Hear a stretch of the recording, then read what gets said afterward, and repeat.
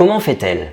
Lors des championnats de France élite, Anastasia Kirpichnikova nous a fait une démonstration de force sur le 400, 800 et 1500 mètres nage libre, en terminant sur ces 3 épreuves loin devant ses autres concurrentes. J'en veux pour preuve le 1500 nage libre où elle a terminé à pas moins de 75 mètres devant la numéro 2. Ça va pas être loin. En tout cas, coup de chapeau. Coup de chapeau parce qu'elle pulvérise son record. Et à l'arrivée, victoire de la Russe. 15,53. 18, bah voilà, on vous avait dit, il y a plusieurs longueurs. Avant de commencer cette analyse, je souhaiterais que l'on définisse ensemble ce qu'est l'endurance. Car on entend communément l'endurance comme l'aptitude à poursuivre une activité physique pendant longtemps. Alors que les scientifiques la définissent comme l'aptitude à maintenir un effort d'une intensité relative donnée pendant longtemps. Ces deux définitions sont de prime abord similaires, mais la deuxième induit la notion de rendement. Et dans cette vidéo, c'est sur cette base que nous allons fonder notre analyse, pour ensuite en tirer des leçons dans le but de faire évoluer vos séries avec une intensité de nage et un temps de récupération qui vous est propre.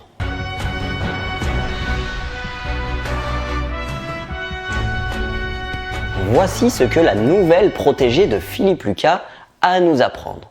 Tout d'abord, commençons par analyser son temps de passage par 100 mètres tout au long de son 1500. On peut apercevoir qu'elle nage sur une moyenne d'1 minute 4 par 100 mètres sur l'intégralité de la course. Ce qui nous permet d'un seul coup d'œil d'observer que la régularité est une des métriques à prendre en compte si vous voulez performer sur cette distance. Maintenant, est-ce que cette performance, cette régularité lui a permis de prendre de l'avance et ces fameux 75 mètres sur les autres concurrentes? Pour cela, on va soumettre cette analyse aux 3 autres concurrentes qui sont Adeline Furst, Aurélie Müller et Samantha Aravello.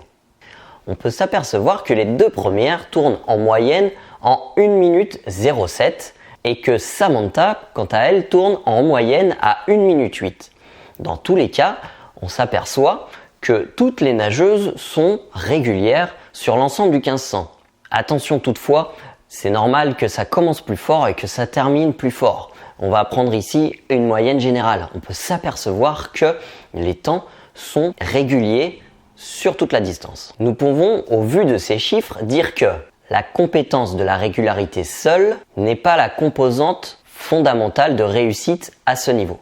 Néanmoins, elle reste une composante essentielle si vous voulez performer. Pour pouvoir comprendre d'où viennent ces 75 mètres de différence, il va donc falloir aller chercher plus loin. Et pour cela, nous allons analyser les composantes de la performance. Dans les sports d'endurance, les chercheurs démontrent que certaines qualités physiques sont essentielles. Ici, nous allons prendre les 3 qualités physiques mises en avant dans les recherches. Donc, dans ces qualités physiques essentielles, les 3 plus importantes sont la consommation d'oxygène, l'efficacité de la gestuelle et l'endurance aérobie. Rappelez-vous de la définition que nous avons faite juste avant de l'endurance. C'est l'aptitude à maintenir le plus longtemps possible une puissance relative donnée. Avec l'analyse que nous avons faite du temps de passage sur 100 mètres, nous nous sommes aperçus que toutes les concurrentes avaient une endurance relativement élevée, car leur temps de passage ne varie quasiment pas entre les 100 mètres. La composante fondamentale est donc ailleurs. Pour analyser ceci, retournons dans l'arène. Ici, nous allons observer non plus son temps de passage, mais le rendement de sa nage. Pour ce faire, je vous propose d'observer son temps et son nombre de coups de bras entre le 350 et le 400 mètres, le 750 et le 800 et le 1350 et le 1400 mètres. Voici les résultats que nous pouvons en tirer.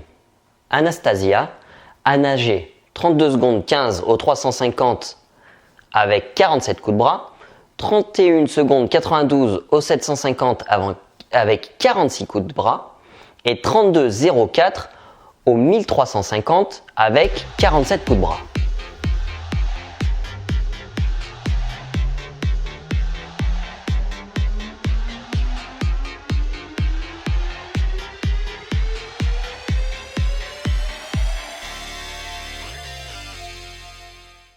Après cette seconde analyse, on peut s'apercevoir que d'une part, elle est régulière et que de deux, elle a la même efficacité dans sa gestuelle, malgré la fatigue qui s'installe avec la distance.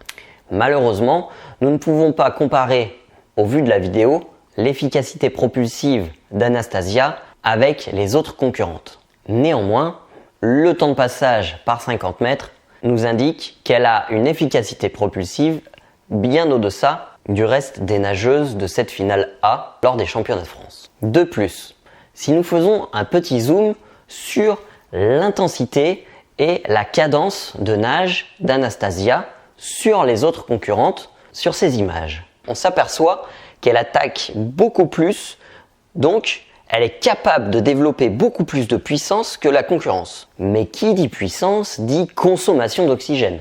Alors comment fait-elle pour ne pas craquer et se prendre un coup de bambou?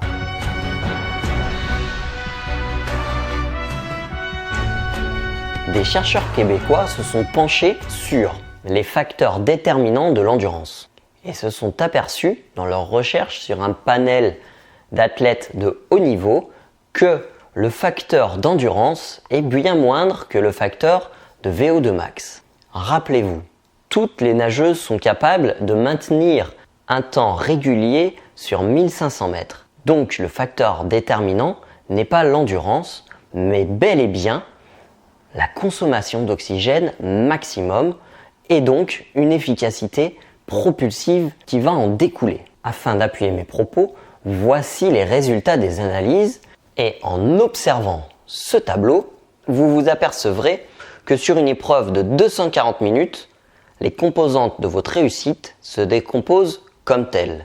72% grâce à votre VO2 max, 17% grâce à votre endurance et 11% grâce à votre capacité anaérobie. De fait, à partir du moment où vous arrivez à nager régulièrement, avec des temps réguliers sur une distance donnée, que vous avez arrivé à répéter sur la durée, alors pour pouvoir développer vos capacités, il va falloir mettre l'accent sur le développement de votre VO2 max plus que sur le développement de votre endurance. Et voici comment faire.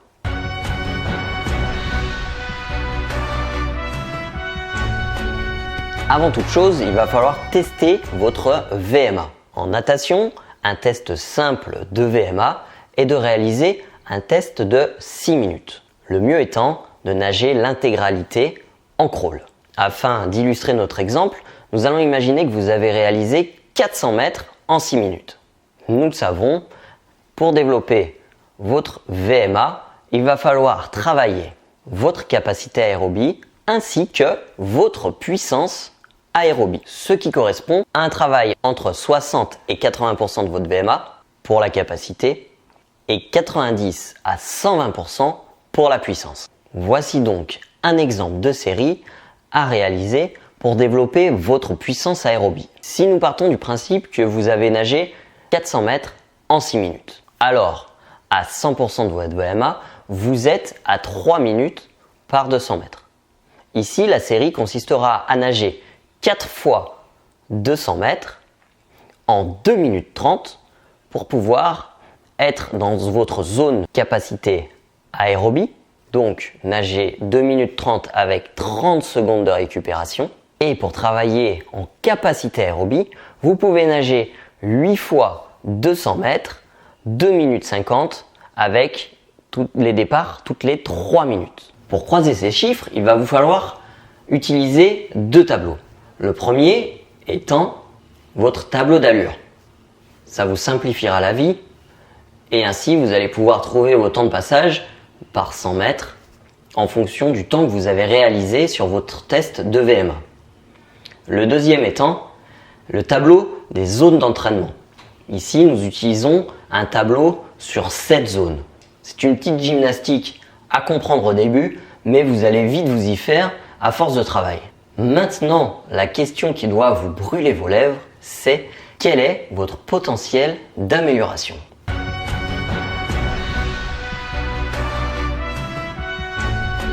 Comme nous l'avons vu, l'amélioration de votre potentiel cardiovasculaire passe par l'amélioration de ces déterminants. La consommation maximale d'oxygène, l'efficacité de votre gestuelle et l'endurance et la capacité aérobie. Avec l'entraînement, ces capacités vont rapidement s'améliorer. D'ailleurs, au début, la courbe va partir très fort. Mais au bout d'un moment, vous allez arriver sur un certain plateau. Votre entraînabilité est donc très subjective et dépend de plusieurs facteurs. Parmi les principaux, nous allons retrouver votre passé en tant que sportif, le temps que vous avez à consacrer à votre entraînement, la qualité de votre programme d'entraînement et la qualité technique dans la discipline que vous avez choisie. On peut donc s'apercevoir qu'ici, tout est une question de temps et d'engagement. Et rappelez-vous, Anastasia s'entraîne avec Philippe Lucas, qui est certes très dur avec ses athlètes, mais vous comprenez pourquoi. Maintenant, vous savez quoi faire. Et pour continuer sur cette lancée, je vous conseille de regarder par là.